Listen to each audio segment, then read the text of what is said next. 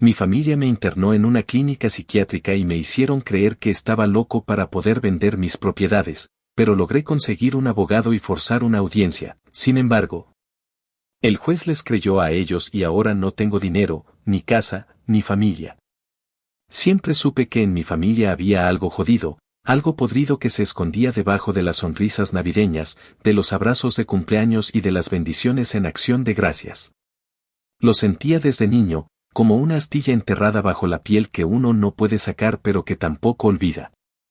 Sin embargo, jamás imaginé que ese algo, ese veneno, terminaría tragándome vivo, dejándome sin nada más que una mochila rota, una camioneta oxidada y el silencio cruel de los que se hacían llamar mis seres queridos.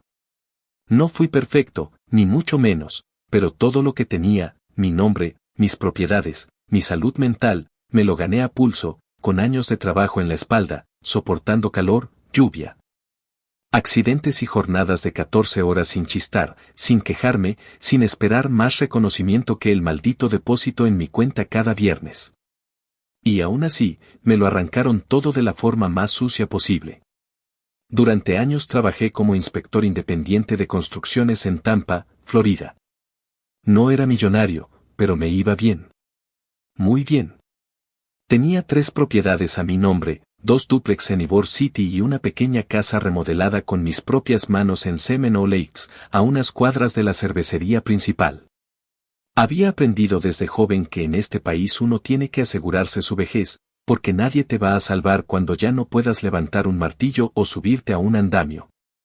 Así que cada bono, cada pago extra, cada fin de semana que no salía con nadie ni gastaba un peso, lo metía en ladrillos, en madera, en pintura, en rentas.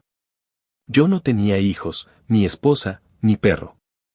Todo lo que tenía, lo tenía para mí. Y eso fue lo que jodió a mi familia.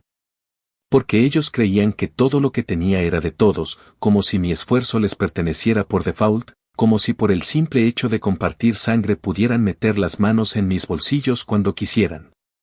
La que siempre estuvo al frente de todo fue mi hermana Lauren. Ella es de esas personas que sonríen mientras te clavan el cuchillo, de esas que te llaman mi amor mientras te van cavando la tumba. Nunca se casó, nunca trabajó más de 6 meses seguidos, pero siempre vivía bien. La ayudaban mis padres, mi tío Ray, su novio de turno. Se las ingeniaba para sacar dinero de todos con el cuento de que estaba pasando por un momento difícil, y claro, todos caían porque tenía ese talento asqueroso para hacerse la víctima. Yo, en cambio, siempre mantuve distancia. Ayudé algunas veces, sí, pero me harté. Hubo un punto en que me di cuenta que, si seguía cubriéndole caprichos, nunca iba a parar. Así que corté el grifo. Y ahí empezó todo, sin que yo me diera cuenta. Lo primero que noté fue cómo mi madre empezó a hablarme raro, con frases como ¿estás bien, hijo? Últimamente te noto muy ansioso o me preocupa cómo hablas últimamente, dices cosas sin sentido. Al principio pensé que solo estaba siendo sobreprotectora, como siempre lo fue. Pero luego empecé a ver que no era preocupación, era siembra. Me estaba sembrando la duda. Una vez fui a su casa a dejarle una caja de herramientas que me había prestado mi papá, y ella me dijo, ¿por qué trajiste eso? Tú nunca me pediste esa caja, Mark, ¿estás confundido? Yo me quedé helado, porque claro que sí la había pedido. La tenía en mi lista del teléfono. Pero no discutí. Pensé que tal vez ella estaba olvidando cosas. Nunca se me ocurrió que en realidad me estaban preparando el terreno. Una tarde de febrero, justo cuando estaba regresando de un trabajo en Brandon, me entra una llamada de Lauren. Me gritaba, desesperada, que mamá se había caído en la cocina, que estaba sangrando, que estaba diciendo incoherencias, que necesitaba que fuera urgente porque ella no podía manejar la situación sola. No lo dudé. Pegué la vuelta con el corazón en la garganta, sintiéndome el peor hijo del mundo por no haber estado ahí. Llegué en menos de 15 minutos, dejé la camioneta mal estacionada, subí las escaleras de 2 en 2 y, en lugar de encontrar a mi madre en el suelo, lo que vi fue a 2 paramédicos esperándome con una camilla. Uno de ellos me extendió un papel diciendo que necesitaban que firmara un consentimiento para proceder con el traslado. Yo no entendía nada. Pregunté por mi madre. Me dijeron que estaba en la habitación, que la estaban revisando. Me distraje un segundo y fue suficiente. Otro tipo me agarró del brazo y me esposó a la camilla como si fuera un puto criminal. Ahí mismo empezó la pesadilla. Me dijeron que no me preocupara, que era solo una evaluación rutinaria por comportamiento errático, que era temporal. Que el médico en St. Augustine Behavior él iba a revisar mis signos vitales y que en 2 o 3 días estaría de vuelta en casa. Pero no fue así. En cuanto crucé la puerta del psiquiátrico, me metieron una aguja en el brazo y me sedaron como si fuera un animal. El tal Dr. Wilkins, un cabrón con bata blanca y una sonrisa de esas que no te miran a los ojos, se sentó frente a mí al día siguiente y me dijo que yo presentaba claros signos de psicosis. Que hablaba de cosas que no existían, que tenía delirios de persecución. Le dije que todo eso era mentira, que mi familia me había tendido una trampa, que alguien les pagó, que esto no tenía sentido. El hijo de puta solo tomó nota, asintió, y me preguntó si creía que ellos querían hacerme daño. Le dije que sí, que me estaban robando. Y esa fue toda la prueba que necesitaba para dejarme encerrado por más de una semana, enchufado a medicamentos que ni sabía qué mierda eran, rodeado de otros pacientes que sí estaban mal, y yo ahí. Viendo cómo se me evaporaba la vida mientras los demás dormían o gritaban en las esquinas. Cuando por fin me soltaron, no volví a mi casa. Ni siquiera me dejaron entrar. La cerradura había sido cambiada, y la policía, que vino porque intenté abrir con fuerza, me dijo que mi acceso había sido revocado legalmente por una orden de tutela. Aparentemente, durante mi encierro, el juez Hughes había aprobado una custodia temporal a favor de mi madre y de mi tío Ray, basándose en los informes médicos falsos y en declaraciones juradas de preocupación familiar. Y todo eso ocurrió sin que nadie me avisara. Sin abogado. Sin defensa. Sin la más mínima oportunidad de decir que estaban mintiendo. Eso fue solo el comienzo. La historia completa, la mierda que vino después, fue mucho peor. Pero hasta ese punto, lo único que sabía con certeza era que me habían quitado la casa, el control de mis cuentas, y que legalmente estaba catalogado como un adulto incapacitado. Y todo, absolutamente todo, había sido orquestado por las personas que durante años me abrazaban diciéndome que me amaban. Nunca más volví a creer en esa palabra. Actualización 1. Había pasado poco más de un mes desde que me sacaron del psiquiátrico con el cuerpo descompensado por tantas drogas que no necesitaba y la cabeza aún tambaleándose entre la confusión, la rabia y la impotencia. Los días dentro de ese lugar fueron una tortura disfrazada de tratamiento. Nunca olvidaré la sensación de estar plenamente consciente, perfectamente lúcido, y aún así ver cómo te tratan como si fueras una bomba a punto de estallar. Me hablaban con voz suave como si estuvieran tranquilizando a un niño rabioso, me pedían que tomara las pastillas para evitar recaídas. Me encerraban en una habitación sin ventanas cada vez que levantaba la voz para decir que no estaba loco, que todo era un puto montaje. Lo más humillante fue ver cómo mi palabra no valía nada. No importaba lo que dijera. No importaba cuánto suplicara. Tenían todos los papeles, todos los reportes firmados, todas las mentiras perfectamente pulidas y listas para ser recitadas una y otra vez como si fueran verdades incuestionables. Yo era solo un número más, otro loco que había perdido el juicio, otra carpeta que iban a archivar en el fondo de un escritorio olvidado. Cuando por fin salí, no me dieron respuestas. Ni explicaciones. Ni disculpas. Solo una hoja con recomendaciones médicas, una receta para continuar con antipsicóticos que no pensaba volver a tocar, y una advertencia clara, si presentaba conductas alteradas. Tenían todo el derecho de volverme a internar sin necesidad de proceso alguno. Caminé varias cuadras hasta encontrar una gasolinera y pedí que me dejaran usar el teléfono. Llamé a Lauren primero. No contestó. Llamé a mamá. Me atendió con voz seca y me dijo que por el momento era mejor que me mantuviera tranquilo, que no me apareciera en la casa, que ella estaba haciendo lo mejor para protegerme de mí mismo. No entendía cómo podía decir eso con tanta frialdad, cómo podía repetir esas frases como si de verdad creyera en cada una. En ese momento empecé a dudar de todo. De ella. De su salud mental. de si siempre había sido así y yo nunca me quise dar cuenta. Pero no era momento para hundirme en filosofías, no tenía casa, no tenía llaves, no tenía acceso a mis cuentas y apenas tenía en el bolsillo el dinero suficiente para pagar 2 noches en un motel barato. A la mañana siguiente fui directamente al banco donde tenía mis cuentas personales, las que había mantenido activas durante más de 15 años, sin una sola mora, sin una queja. Cuando expliqué que quería hacer un retiro, la gerente me pidió mi identificación y se encerró un momento en su oficina. Salió con un rostro incómodo y me dijo, palabra por palabra, señor Hammond, su cuenta se encuentra ahora bajo administración tutelar. Y cualquier movimiento debe ser autorizado por los apoderados legales asignados por el tribunal. Sentí que me cortaban las piernas. Le pregunté quiénes eran esos apoderados y me lo dijo sin ningún pudor, su madre y su tío Rey. Quise romperle la cara. No a ella, claro, ella solo seguía el sistema. Pero el odio que sentí en ese instante hacia mi madre y mi tío fue visceral. Me ardió por dentro. Porque no solo me habían robado la libertad, también se estaban quedando con cada dólar que había ganado durante 20 años. Cada cheque. Cada depósito. Cada centavo que no me había gastado precisamente para asegurarme un futuro estable. La humillación no terminó ahí.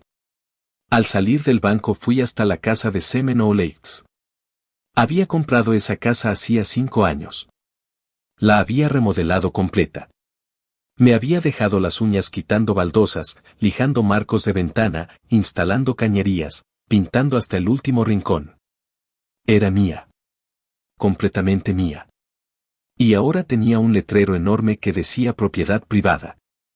Prohibido el paso. Cámaras en uso. Toqué la puerta como un idiota, como si tuviera la esperanza de que alguien me explicara que todo había sido un malentendido. Pero nadie respondió. Vi por una de las ventanas que alguien más vivía ahí. Un sofá nuevo. Plantas que no eran mías. Una perra Golden Retriever que no conocía. Era como si me hubieran borrado de mi propia vida. Me quedé parado en la acera, mirando la fachada que tanto trabajo me costó levantar, hasta que un vecino se me acercó y me preguntó si buscaba a los nuevos dueños. Le pregunté a quién se refería y me dijo que la propiedad había sido vendida hacía unas semanas a una compañía de inversión llamada Viteos Solutions LLC y que ahora la rentaban a través de una agencia. Volví a sentir el golpe. No solo la habían vaciado, la habían vendido. Mi casa. Mi puta casa.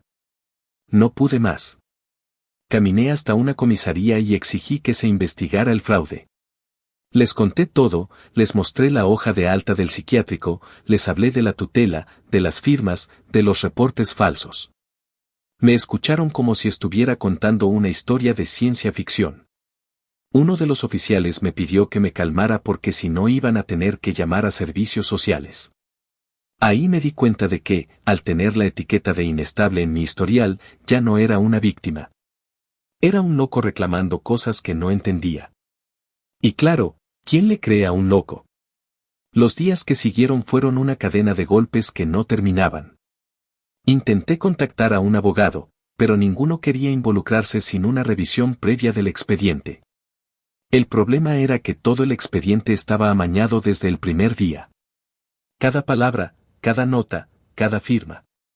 No había forma de desmontarlo sin pruebas y yo no tenía acceso a nada. No tenía copias de las transacciones, ni escrituras, ni grabaciones. Todo lo habían hecho durante mi encierro, como si hubieran estado esperando justo ese momento para rematarme legalmente. Me vi obligado a quedarme en un motel barato de carretera, sobreviviendo con lo que me quedaba en efectivo, comiendo fideos de microondas y café instantáneo. No dormía. No comía bien. No podía pensar. Solo sentía una rabia acumulada que crecía más y más cada vez que recordaba las caras de mi madre, de Lauren, del puto Rey. Pasé semanas en ese cuarto, mirando el techo sucio, tratando de entender cómo se puede caer tan bajo sin haber hecho nada para merecerlo. Intentaba repasar cada conversación, cada gesto, cada detalle que me hubiera permitido anticipar que ellos serían capaces de algo tan jodidamente cruel. Y entonces lo entendí. Siempre estuvo ahí. Siempre fueron así. Solo que nunca quise verlo. Nunca imaginé que el mismo lazo que nos unía fuera el arma que iban a usar para degollarme. Y ahí fue donde decidí que, si nadie me iba a ayudar, si el sistema me iba a dar la espalda y mis seres queridos me iban a destrozar por dinero, entonces no me iba a quedar de brazos cruzados. No me iba a dejar enterrar sin pelear. No sabía cómo, no sabía cuándo, pero me prometí que me iban a escuchar. Que así fuera desde la calle, desde la mugre, desde el fondo del puto abismo, yo iba a gritar. Porque si ya me habían quitado todo, al menos me quedaba la rabia. Y eso, para mí, en ese momento, era suficiente para empezar. Actualización 2. Habían pasado ya varios meses desde aquella noche en que me prometí, sentado en el borde de una cama que ni siquiera era mía, que no iba a dejar que se salieran con la suya tan fácil. Para entonces, el dinero que me quedaba en el bolsillo era miserable, mis pertenencias cabían en una mochila rota que rescaté de un contenedor detrás de una licorería. Y mi cuerpo ya comenzaba a cargar no solo el cansancio físico, sino ese agotamiento corrosivo que te carcome desde dentro cuando sabes que el sistema entero está construido para aplastarte y luego escupirte sin el menor remordimiento. Me levantaba todos los días con los mismos dolores en la espalda, caminaba hasta la biblioteca pública para tener wifi gratuito, y desde ahí pasaba horas intentando encontrar algún puto resquicio legal. Alguna grieta por donde pudiera meter los dedos y tirar con todas mis fuerzas hasta abrir la verdad. La realidad era que lo único que tenía era tiempo, rabia y un nombre que habían ensuciado sin que nadie me diera siquiera la oportunidad de defenderme. Fue en uno de esos días eternos, entre formularios, foros legales y cafés de $1, que conocí a Delgado. O bueno, más bien, escuché su nombre por primera vez en boca de otro tipo al que la vida también le había escupido en la cara. Se llamaba Joe, un exmilitar con el que coincidí varias veces en la biblioteca. Él dormía en un refugio de veteranos y, según me dijo, había estado internado por orden judicial en un psiquiátrico durante meses por haber tenido un episodio relacionado con su PTSD. Lo metieron sin juicio, sin evaluación médica seria, y cuando quiso reclamar, nadie le creyó. Sonaba demasiado familiar. Fue él quien me dijo, busca a Delgado, hermano. Ese cabrón es una bestia. Demanda hasta a su sombra. Si alguien puede ayudarte, es él. Me dio un número escrito en un ticket de bus arrugado y me dijo que no esperara milagros, pero que al menos ese tipo no tenía miedo de embarrarse las manos. No tenía nada que perder, así que llamé. La voz al otro lado era gruesa, seca, directa. Me preguntó si tenía pruebas. Le dije que no. Me preguntó si me habían diagnosticado clínicamente con alguna enfermedad. Le dije que no, que todo había sido parte de un montaje. Hubo un silencio incómodo y, para mi sorpresa, me dijo que podía verme al día siguiente en su oficina en Yalea, que llevara lo que tuviera.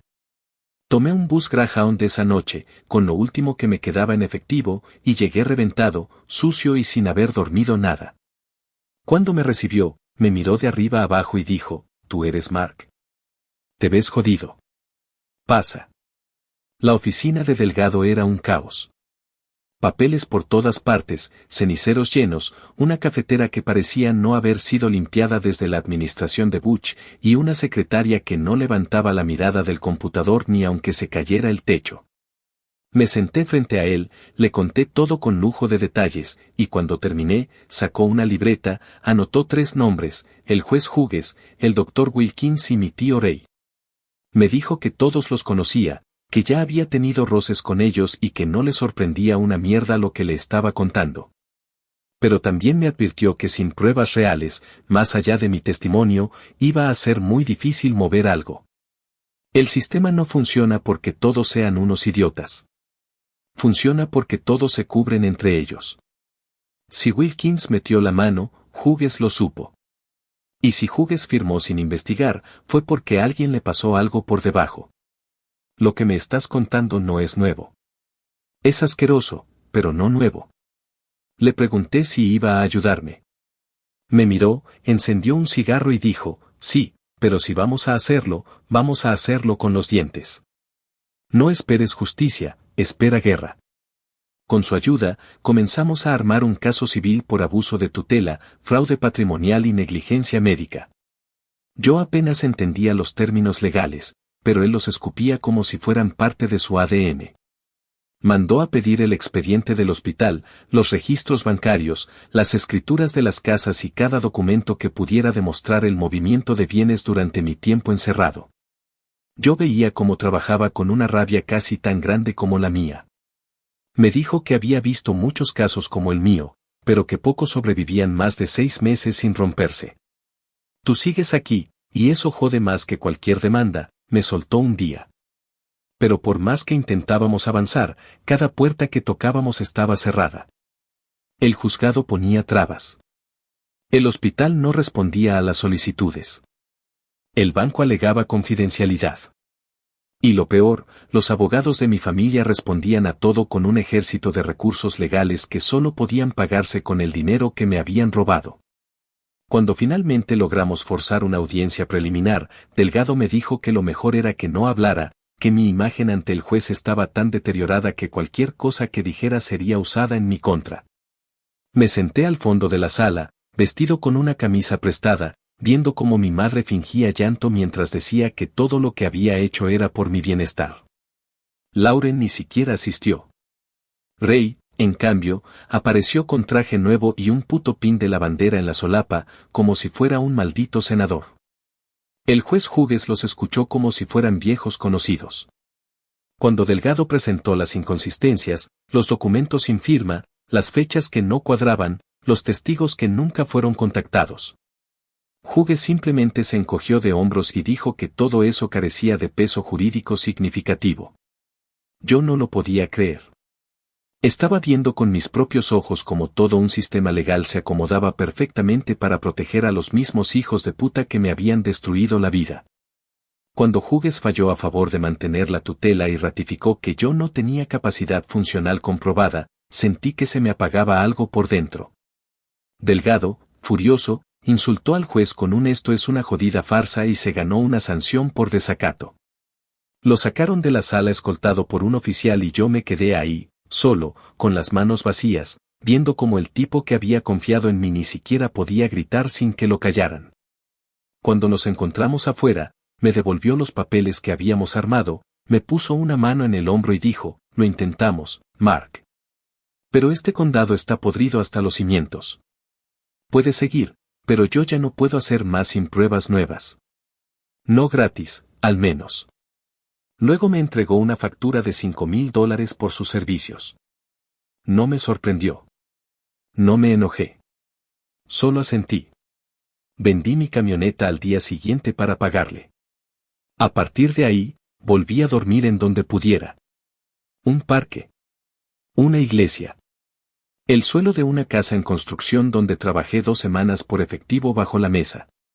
La rabia seguía ahí, ardiente, incontrolable, pero cada día que pasaba la venganza se me iba escapando entre los dedos como arena húmeda. Y aún así, no pensaba soltar. Porque si lo hacía, si me rendía, entonces realmente habrían ganado. Así que me aferré a lo único que seguía intacto, la memoria. Y con eso, empecé a planear la siguiente movida, aunque no supiera cuál iba a ser todavía. Solo tenía claro que, aunque me quedara sin nada, ellos no iban a tener paz. Nunca. Actualización 3. Habían pasado otros 4 meses desde aquella audiencia de mierda en la que Hughes me enterró vivo con una sonrisa de desprecio apenas disimulada, y la vida ya no se sentía como algo que se pudiera vivir, sino como una condena en cámara lenta. Para ese momento, yo ya no tenía nada que pudiera llamarse hogar. Dormía donde me agarrara la noche, una vez en una obra en construcción donde trabajé a escondidas durante una semana cargando sacos por $50 diarios y sin derecho a abrir la boca si había inspección. Otras veces en la parte trasera de una GMC desvencijada que un tipo me prestó con la condición de que le ayudara a arreglar el techo de su local. Y cuando no tenía ni una cosa ni la otra, pues simplemente me arrimaba a cualquier estacionamiento de Walmart 24 horas o a alguna rampa de pescadores en Ballast Point, donde el olor a sal marina se mezclaba con la humedad de los colchones podridos y los gritos de otros desgraciados igual de jodidos que yo. Y sin embargo, ahí, entre basura y sudor, apareció una pequeña chispa que me hizo volver a sentir algo que no fuera asco. Fue de la forma más inesperada. Estaba en la biblioteca pública, como siempre, usando una de las computadoras para revisar correos, enviar solicitudes a firmas legales. La mayoría me dejaban en visto o respondían con formularios vacíos que necesitaban más información de la que tenía, cuando un viejo me pidió si podía ayudarle con la impresora. Era un veterano coreano, ya entrado en los 70, con las manos torcidas por la artritis pero con una mirada tan clara que parecía leerme la mente. Después de ayudarlo con unos papeles, me preguntó si yo era de por aquí, y no sé por qué, quizá porque no hablaba con nadie hacía días, le solté toda la historia sin filtro. No esperaba compasión, y mucho menos ayuda. Pero el viejo, al final, se quedó callado unos segundos y me dijo, mi nieto trabaja con computadoras, de las que asustan. Si te metieron el dedo en el culo, él puede encontrar quién lo hizo y cómo. Te lo voy a presentar. Solo prométeme que no vas a hacer ninguna locura sin pensar. Le respondí que ya había pasado por todas las locuras posibles, y que lo único que quería ahora era la puta verdad. Ese nieto se llamaba Nate.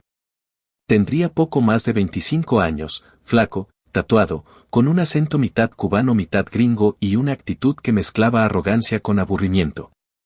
Lo conocí en un Dunkin' Donuts a las afueras del downtown y desde el primer momento dejó claro que no hacía favores gratis. Le dije que no tenía cómo pagarle, pero que si lograba ayudarme a encontrar algo que pudiera usar legalmente, lo pondría en los papeles de la demanda. Soltó una carcajada tan larga que pensé que se iba a atragantar con el café, y luego me dijo, está bien, loco, vamos a hacer esto, pero si me mientes o si me sales con dramas, te dejo tirado más rápido que tu familia. Pasamos semanas revisando todo. Nate tenía acceso a herramientas que no entendía. Usaba una laptop que parecía un maldito laboratorio portátil y tenía formas de entrar a registros, bases de datos, correos y conexiones que se escapaban completamente a mis posibilidades. Durante las primeras semanas no salió nada que no supiéramos, las propiedades habían sido vendidas legalmente. Los poderes notariales estaban firmados por mi madre y respaldados por evaluaciones psiquiátricas que parecían escritas por un actor de telenovela.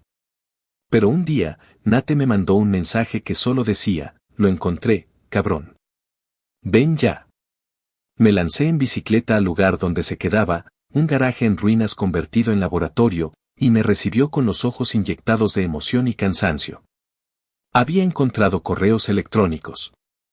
Correos entre mi tío Ray y un tal Gerald McNeil, apoderado legal de una compañía llamada Viteuse Solutions LLC, la misma que había comprado mi casa.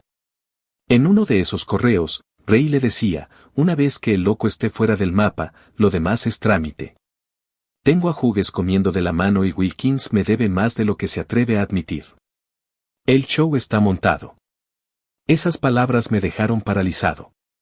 Era como ver en texto plano lo que yo había estado gritando por meses mientras todo el mundo me miraba como si tuviera mierda en la cabeza. Nate, sin pedirme permiso, ya había clonado la conversación, hecho capturas, bajado los metadatos, rastreado las IPs y todo el paquete legal que, según él, se necesitaba para presentar una denuncia federal. Me abrazó de costado y dijo, papá, con esto revivimos a los muertos si hace falta. Esto es pólvora pura. Por primera vez en más de un año, sentí que el corazón me latía fuerte. Como si algo dentro de mí, que había estado encogido y cubierto de mierda, se hubiera despertado con hambre de justicia. Decidimos presentar la evidencia ante la oficina del fiscal del condado Hillsborough. Nate preparó todo con precisión, los correos impresos, los archivos en USB, un resumen del caso redactado en lenguaje simple, para que no tuvieran excusas de decir que no entendían. Hicimos fila por horas hasta que nos atendió una asistente vestida como si fuera a una gala y que nos recibió con una sonrisa tan falsa que parecía de cera. Le dejamos todo, explicamos lo mínimo indispensable y ella dijo, lo vamos a revisar, señor Hammond. Deje su teléfono y lo contactamos. Salimos de ahí con una mezcla de esperanza y paranoia. Yo no confiaba en nadie, pero Nate insistía en que esto ya era imparable. Pasaron 3 días. 3 jodidos días en los que no dormí más de 2 horas seguidas. Cada vez que sonaba el teléfono me sobresaltaba. Y entonces llegó el mensaje. No fue una llamada. No fue una citación. Fue un puto correo electrónico genérico firmado por Fiscalía del Condado. Luego de la revisión del material proporcionado, no se hallan elementos suficientes para proceder con una investigación penal en este momento. Agradecemos su interés en colaborar con la justicia. Casi vomité del coraje. Me temblaban las manos.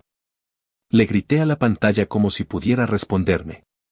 Nate llegó un par de horas después, furioso, diciendo que había ido en persona a preguntar qué mierda estaba pasando. Y que en la entrada del edificio había visto al juez Hughes tomando café con la misma asistente que nos atendió. Ahí lo supe. Todo estaba jodidamente arreglado desde el primer día. No importaba que tuviera las pruebas. No importaba que hubiéramos destapado la corrupción. Lo que importaba era que todos ellos estaban atados por la misma red podrida, cubriéndose las espaldas, escondiendo las manos que firmaron mi sentencia. Me senté en el suelo, en silencio, mientras Nate maldecía en 2 idiomas. No lloré. No me quebré. Solo me quedé ahí, con los ojos fijos en el piso sucio, pensando en lo irónico que era todo. Tenía la verdad en la mano, impresa, validada, rastreada, y aún así, no valía nada. Lo único que podía hacer era seguir respirando. Aunque doliera. Aunque supiera que la justicia no iba a llegar. Aunque empezara a entender que la venganza que tanto deseaba quizá no iba a darse como yo pensaba. Quizá no podía destruirlos legalmente.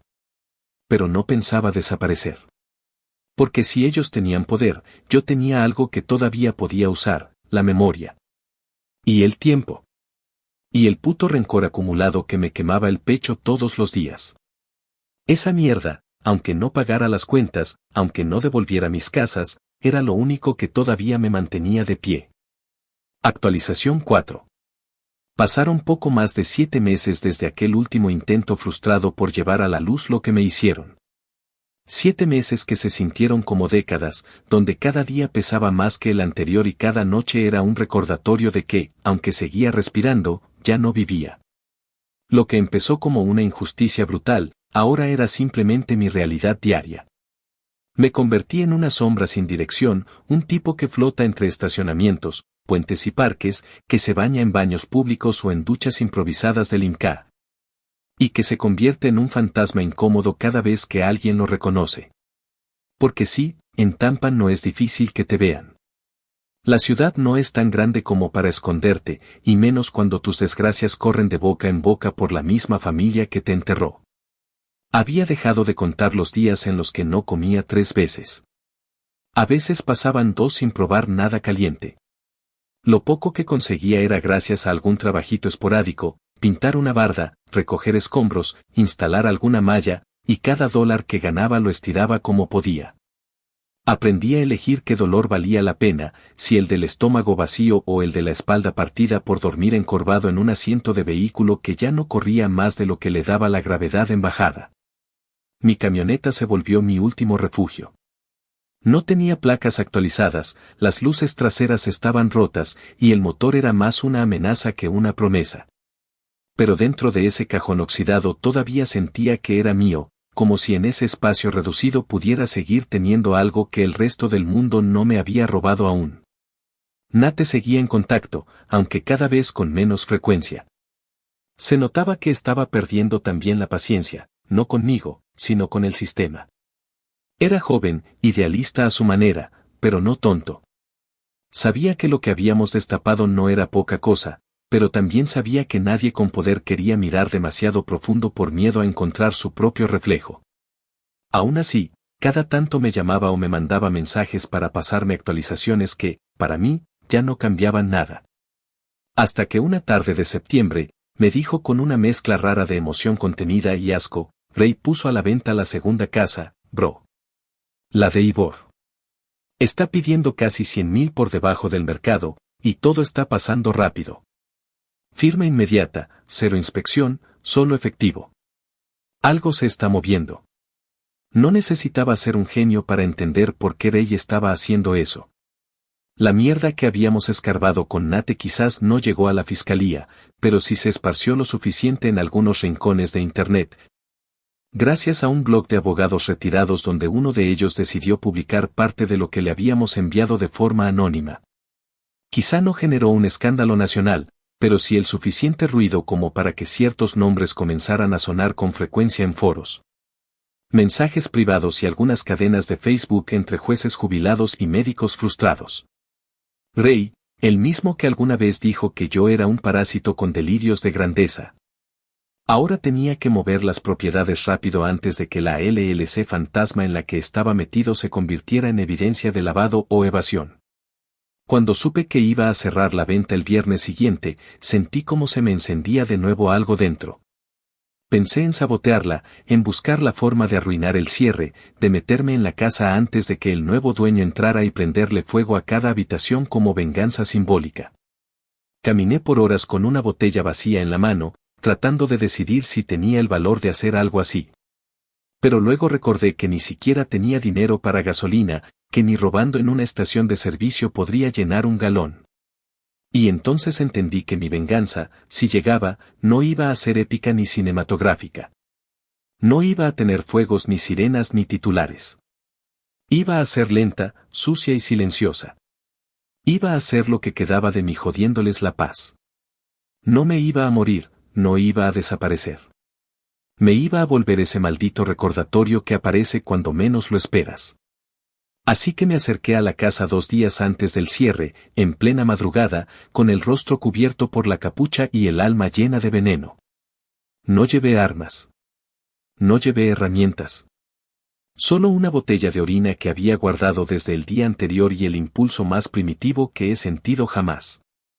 Caminé por el lateral como si fuera un vecino más, miré a ambos lados, me aseguré de que ninguna cámara estuviera grabando y me oriné en la pared lateral, la que daba justo al dormitorio que alguna vez fue mío. Lo hice con los dientes apretados, con lágrimas contenidas, como si esa mierda pudiera de alguna forma marcar el espacio con lo único que todavía me pertenecía, mi odio. Nadie se enteró. La venta se cerró igual. La propiedad cambió de manos. Y yo volví a mi GMC, donde esa noche dormí con una mezcla de derrota y orgullo que no supe explicar. Porque no les había ganado. No les quité nada. Pero tampoco me había ido. No había aceptado el lugar que querían darme. No me había callado. Y eso, por mínimo que fuera, me mantenía respirando. Desde entonces, me volví invisible a propósito. Me dejé la barba, dejé que la mugre me cubriera, que mis zapatos se rompieran, que la gente me esquivara al caminar por la acera. Me convertí en el tipo que nadie quiere ver, porque su sola existencia incomoda. Y ahí, en esa invisibilidad, encontré una forma de seguir molestando. A veces me paro frente al restaurante donde almuerza mi madre con sus amigas y me quedo ahí, sin hacer nada. Solo para que me vea. Solo para que finjan no conocerme mientras le tiembla la cucharilla en la mano. He visto a Lauren pasar con su carro nuevo por el centro, y he cruzado justo frente a ella con una sonrisa torcida. Me reconoció. Lo sé. Porque aceleró el carro como si el diablo la persiguiera. Quizás no logré meterlos presos. Quizás no recuperé mis propiedades. Pero me convertí en la sombra que no se va. En la mancha que no se borra. En el recuerdo que no pueden matar ni con abogados, ni con diagnósticos, ni con millones. Porque me quisieron enterrar, y lo único que lograron fue empujarme a un rincón desde el cual puedo verlos, juzgarlos, y recordarles cada día que aún respiro. Y mientras eso pase, no me van a olvidar. Nunca. Actualización final. Ha pasado más de 1 año desde aquella primera noche en la que me sacaron de mi vida como si fuera basura, en la que me metieron a la fuerza en un psiquiátrico con la excusa de que estaba perdiendo la cabeza. Cuando en realidad lo único que perdía era el control sobre todo lo que me había costado construir. 12 malditos meses desde que me vi atado a una camilla, drogado, arrastrado a un infierno disfrazado de institución de salud mental, mientras mi madre, mi hermana y mi tío Rey hacían fila para repartirse mis propiedades como si fueran bolsas de pan. 1 año exacto desde que me quitaron mi nombre, mi dinero, mi dignidad. Y todavía estoy aquí. Respirando. Sobreviviendo. No porque quiera, no porque tenga una esperanza absurda de justicia, sino porque cada día que paso vivo es una jodida espina que les clavo en el orgullo. No gané. Pero no me borraron. Y eso es todo lo que me queda. Hoy vivo en la calle. No como un indigente, no en situación de riesgo, no con eufemismos baratos, vivo en la mierda. Duermo donde puedo, como cuando puedo, me lavo en baños públicos, recojo latas y cartones para vender por centavos. Y hago trabajos de construcción clandestinos que me dejan el cuerpo reventado y el alma un poco más hueca cada vez. La GMC donde dormía ya no enciende, y hace meses que la policía me amenazó con remolcarla si no la movía, así que la empujé hasta una zona industrial en las afueras de la ciudad. Donde nadie se molesta en mirar dos veces. Ahí paso las noches, tapado con mantas viejas que encontré en un contenedor detrás de una iglesia metodista que ni siquiera me deja entrar. Mis zapatos están rotos, los pantalones se me caen, y hay días en que el dolor en la espalda es tan fuerte que tengo que arrastrarme para salir del asiento. Pero igual salgo. Porque sigo respirando. Y con cada bocanada de aire que me permito, les niego la victoria completa. Intenté todo. Me arrastré por los pasillos legales, me tragué la humillación de ser llamado loco, de ser ignorado, de ser burlado por jueces, funcionarios, policías y abogados que me miraban como si fuera una cucaracha que se coló en una cena de gala. Recurrí a un abogado que terminó cobrándome hasta la dignidad. Me aferré a Nate como si fuera el último clavo en el que podía sostenerme, y cuando incluso él me confesó que no podía hacer más sin poner en riesgo su propio pellejo, supe que todo había llegado al final. Me lo dijo claro, una tarde de diciembre, sentado en el asiento del pasajero de su Toyota: esto ya no es una pelea legal, Mark. Es un campo minado. Si sigues, te van a matar. Y no lo van a hacer con balas ni cuchillos. Lo van a hacer con silencio. Con burocracia. Con papeles. Vas a morir sin que nadie siquiera se entere. Asentí. No le dije nada. Porque ya lo sabía. El último intento de levantar una denuncia en Corte Federal fue un desastre desde el principio. Me presenté con los documentos que habíamos recopilado, con los correos, con las fechas, con los nombres, con todo. Pero al no tener residencia fija, al no poder comprobar ingresos estables, al no contar con un abogado patrocinado por alguna firma respetable, me negaron el trámite. Me dijeron que volviera cuando pudiera demostrar capacidad operativa mínima. Fue en ese momento, frente al mostrador de ese edificio gris donde la justicia se hace llamar neutral, que entendí que ya no había nada más que hacer. Que esta historia no iba a tener desenlace feliz. Que no iba a haber redención. Ni juicio. Ni vergüenza pública para ellos. Ni justicia para mí. Lo único que quedaba era aceptar la caída. Y seguir cayendo. Pero si algo aprendí en este año de mierda, es que incluso desde el fondo se puede escupir hacia arriba. No tengo dinero. No tengo techo. No tengo aliados. Pero tengo memoria. Y tengo rabia. Me convertí en ese espectro al que no pueden ignorar del todo. Me paro frente a la oficina de bienes raíces que Dey abrió en el centro y me quedo ahí, quieto, observando.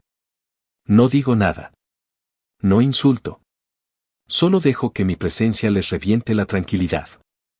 Me paseo por las calles donde Lauren va a hacer sus compras de lujo, y cuando me ve, su sonrisa se quiebra como un espejo viejo.